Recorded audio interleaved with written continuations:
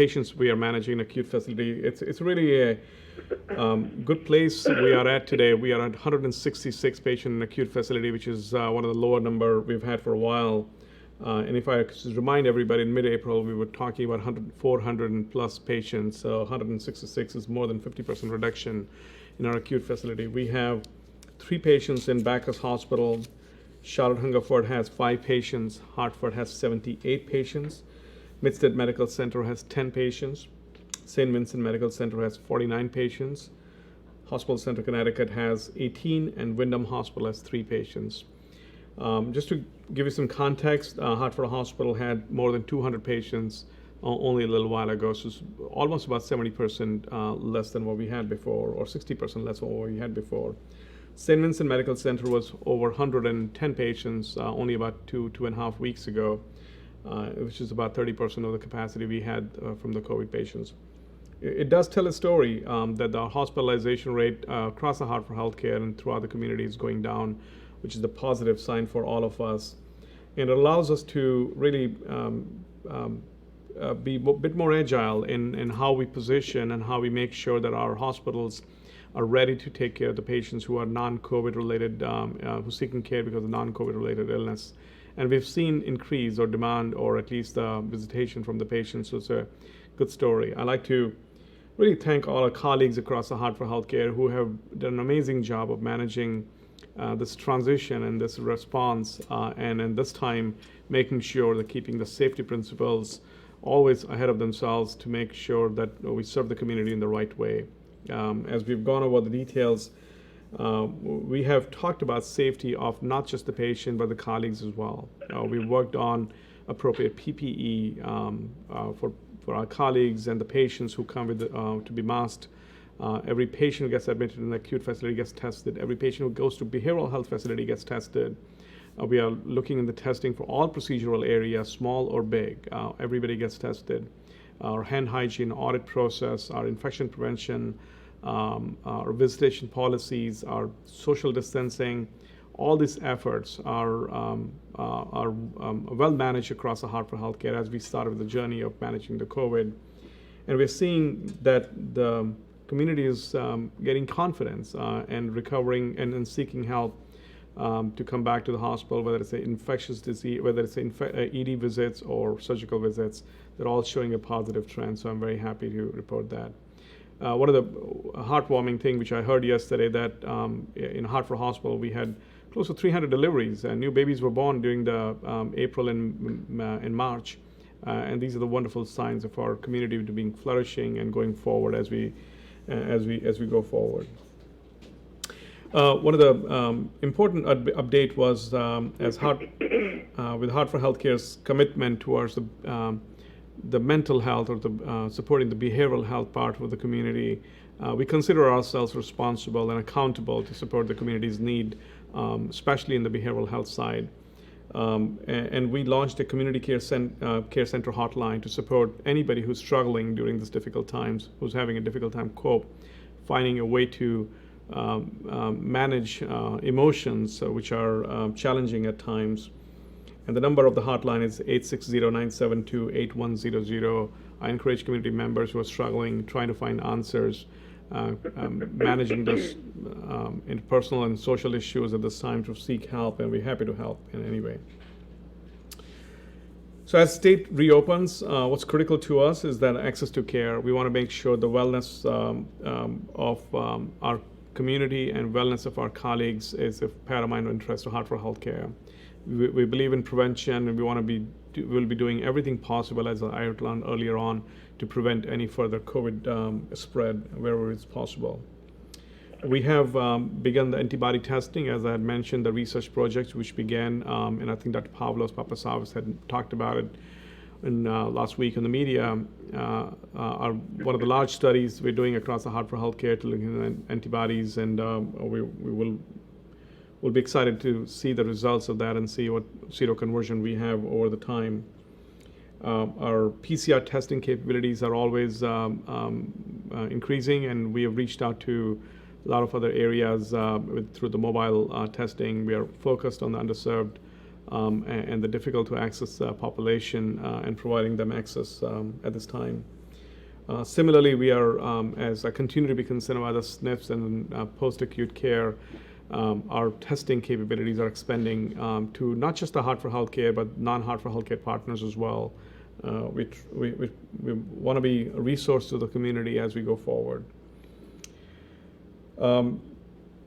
As I talked about the homeless shelters, nursing home, churches, all those areas we are reaching out at this time. We are committed to assist our state's effort to reopen with the testing. This testing has become an interesting topic in our community, in our society lately. It is looked into multiple angles. It's looked into with the angle of preventing the spread of the disease, understanding the prevalence of the disease, but also it has become a hot issue in the health equity side as well. Are we able to provide testing to the people who may not have an access, may not be the privilege to be able to get to the all type of access other members can get. And I'm so proud of the Hartford Healthcare's work, and especially Sarah Lewis's work, what she's doing to make sure that remains at the forefront of our thinking. She's challenged us differently to look into how do we reach out to the areas where access to this testing can be challenging. And our teams are doing a very good job in that part, so I'm really proud of that. Social distancing or physical distancing is going to continue to be a challenging aspect of our lives as we go forward. We would have to figure this out as we go forward. How do we manage that, especially when we have a household where the multi-generational generations are living together? We need to figure this out, that how individuals with an underlying health condition are going to manage the social distancing. We need to figure this out, that how people with a chronic disease are going to manage. And as we try to open and the summer comes in and we get a little uneasy in our couches and rooms and all that, that's going to be increasingly challenging. I encourage everybody to visit our website to seek some advice and counsel and help, or reach out to us. We are happy to advise and work with any member of the society, the business, small or large, to advise how to manage that part here. We have the capability, we've been doing it, and we want to be a resource to the community. As I think about the social distancing, it is going to be one important factor for us to continue to curb the spread of the disease. And if we can do that well till the vaccine or the therapeutics available, some time we can buy for our clinicians and healthcare systems and scientists who are working on those things, our society, our community, our country will be much further ahead. So I think that's where we need to continue to focus at this time. With that said, I'd like to remind everybody that we have a website dedicated to the wellness, hartfordhealthcare.org/health wellness /coronavirus/do the right thing, do the safe thing. And I hope everybody visits that, learn about the safety things, the things we're putting in motion to be safe for our community and members of society. With that, I'm going to introduce my colleague, Laura Saunders, who's a child psychologist for Institute of Living, Hartford Hospital. Laura? Thank you, Dr. Kumar. So good morning, everyone. So there's many challenges before us in regards to the mental health needs of our children, our adolescents, and our families. As Dr. Kumar noted, we are moving into the next phase, and I think the next phase is going to present some significant challenges. I tend to use, I've changed over from using the term social distancing to physical distancing, because we need social connection, and children and adolescents have really been lacking any social connection without school, without that basic core structure that they have. So we're going to need to get a little bit creative as various camps and summer programs close or are not able to open due to some of these barriers. Parents and families are going to have to get very creative. They're going to have to, create sort of little family pods, and they're going to have to hire a babysitter who's going to now have to be part of that family pod. They're going to have to really get creative. I'm particularly concerned about those underserved populations, those under significant financial and economic strain. There's going to be some difficulties that lie ahead for us. And to really kind of keep your minds and hearts open to alternative solutions. There are very vulnerable people out there, and I'm really talking more about the mental health aspect. A lot of vulnerabilities around anxiety and depression. The weather is getting nicer, so we do need people to get outside, even if it's in their own, on their front porch or their back stoop, or they need to get outside. They need to connect with other people because I really worry about this sense of isolation. We are going to see some increases in anxiety when that happens because we've been told, and especially children and adolescents have been told for months, you can't really, go do some of the things that you're used to doing. So we're going to have to modify that a little bit. As a general rule, children take their parents as role models. So if parents are managing things in a way that feels safe, kids will take that as a sign. So parents need to really get information. The Hartford Hospital websites or Hartford Healthcare websites are a great place to start. Get good factual-based information. We can be outside. We can practice some physical distancing. I do worry about the mental health needs of the community, which is why the community care center number is absolutely critical. We do have resources as part of the behavioral health network, and we do have openings in those resources. So I'm really hoping that the community accesses those resources to ask questions. I've been very impressed at how communities, towns are trying to be more creative to meet the needs of their citizens, and especially those citizens that don't have the same economic resources. Thank you, Laura. With this, I have another colleague of mine who's going to be coming and talking to you. And Hartford Healthcare has always been very proud of the number of colleagues who really work with a tremendous amount of dedication. And we've presented and we've made sure that individuals from all aspects of our care delivery model are in front of the camera and to be able to talk about their experience. And today I have a pleasure of introducing Irene Persaud. She works in food and nutrition, and she's going to be talking about her journey. Thank you.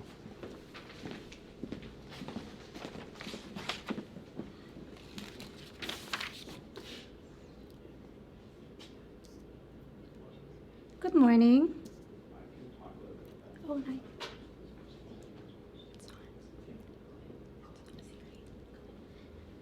Good morning. My name is Irene Persaud, and I am here from the Food and Nutrition at the Bone and Joint Institute at Hartford Hospital.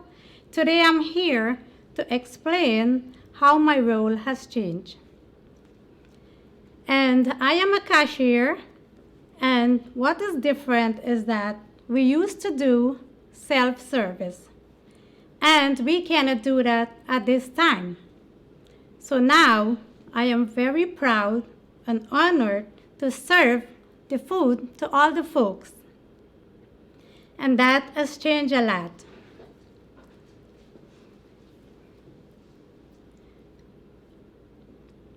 And we take in a lot of precautions, which we explain to each and every single one that comes to our kiosk.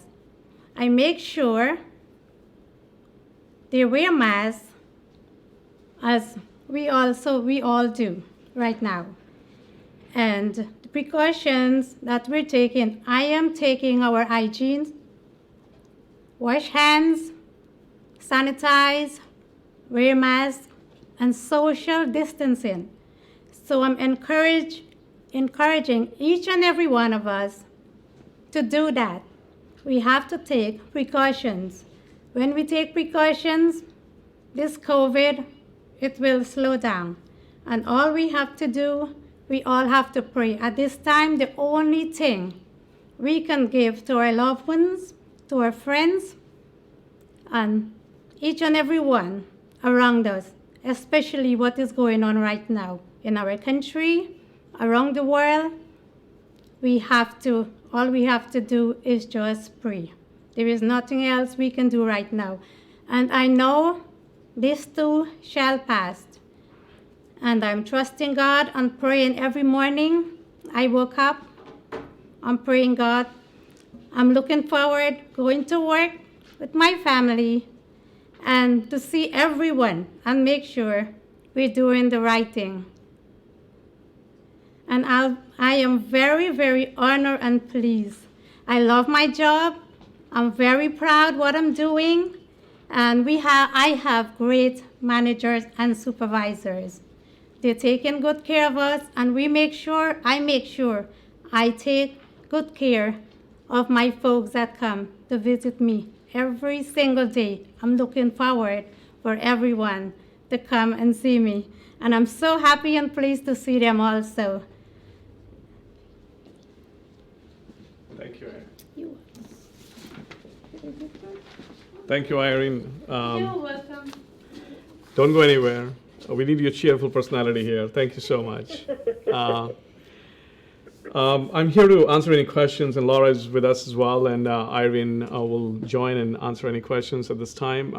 It's such a wonderful thing to see individual like Irene, who's a lot more cheerful in the camera than I am, actually. I'm going to learn something from her, so that's wonderful. Thank you. Yes. Emily from Corinth. I'm actually all set right now. That's good to know, Emily. Bridget. I think I'm set too. Thank you. Excellent. We have other members. Lisa? Dr. Kumar, it's Lisa. Hi, Lisa, Lisa. real quick. I know you're not CCMC, but have your facility seen any kids with this mysterious rash and Kawasaki type symptoms come in? No, we have not. And you know, we're obviously very concerned about this this disease. Obviously, Connecticut has seen some. We have not yet. We're keeping a close eye on this at this time. I do want to share some of the information as well. You know, the remdesivir distribution has been happening through the FEMA. We received good supply, and I really acknowledge the state's effort and CHA's effort to be able to do that. We've used in almost about 48 patients as of yesterday, as of yesterday evening. Convalescent plasma, there was a question which frequently asked by Emily, especially 2 weeks ago. She's forgotten about it right now. We've given it for more than 310 patients across the system, and we've got good supply, and we're still using it. These are a few of the numbers I thought I'll just share with the team members as well.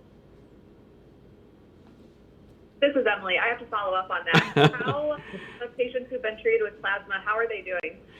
You know, Emily, our clinicians tell me, critical care members, and in fact, I have a meeting later today with all the critical care physicians across the system. They seem to be pleased. They seem to find it some positive results out of that. Now, I say with a caveat, you know, as scientists, we believe in the research and randomized trials and make sure the results and data is out there. The studies are completed, but at least anecdotally, our clinicians are telling me they're very pleased with that result so far. And what about the patients who've been treated with remdesivir? I'm sorry, come again, please? The patients who've been treated with remdesivir, how are they doing?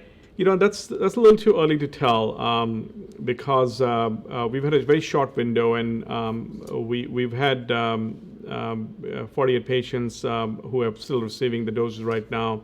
It's still a small end to comment on.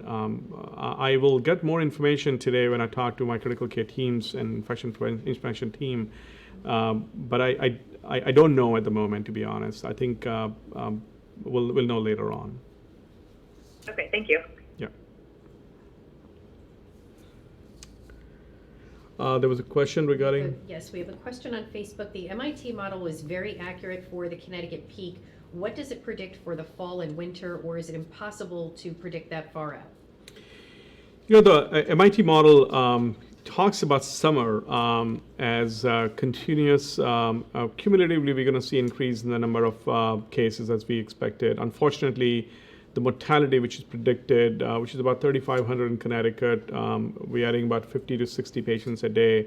It had predicted about 4,000 in early June. I hate to say this way, but probably it's going to be true that early June we'll have about 4,000 mortality. However, what's the fall and winter is difficult to predict right now, and I can tell you that pretty much all models correct themselves in some fashion.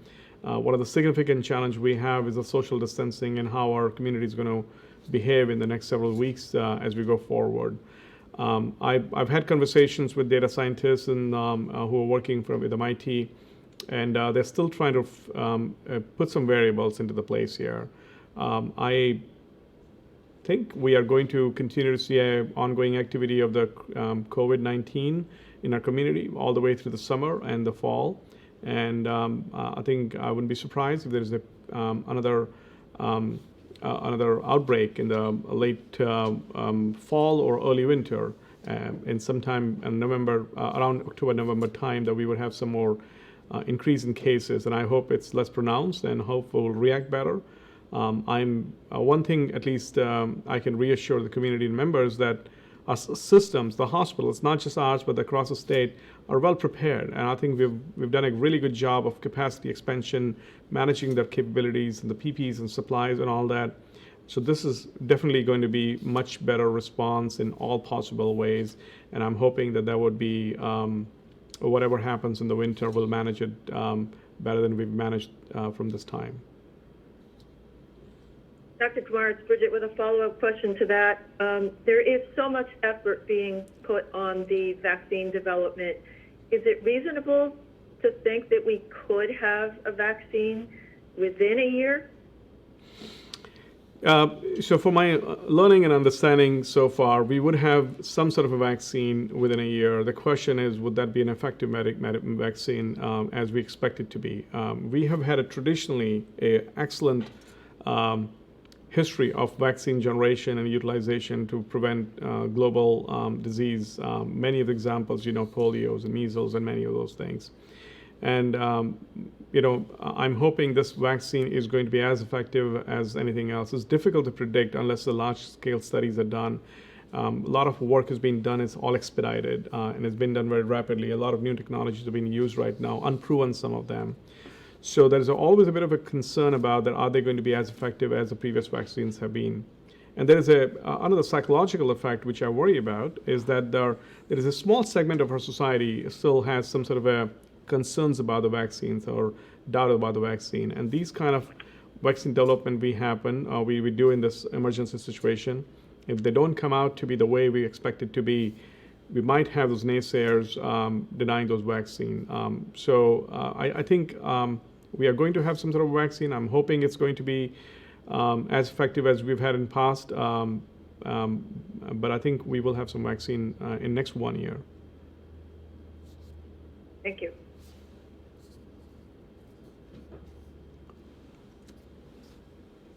There's no further comments. Thank you very much. I appreciate everybody being here. Have a good day. Thank you.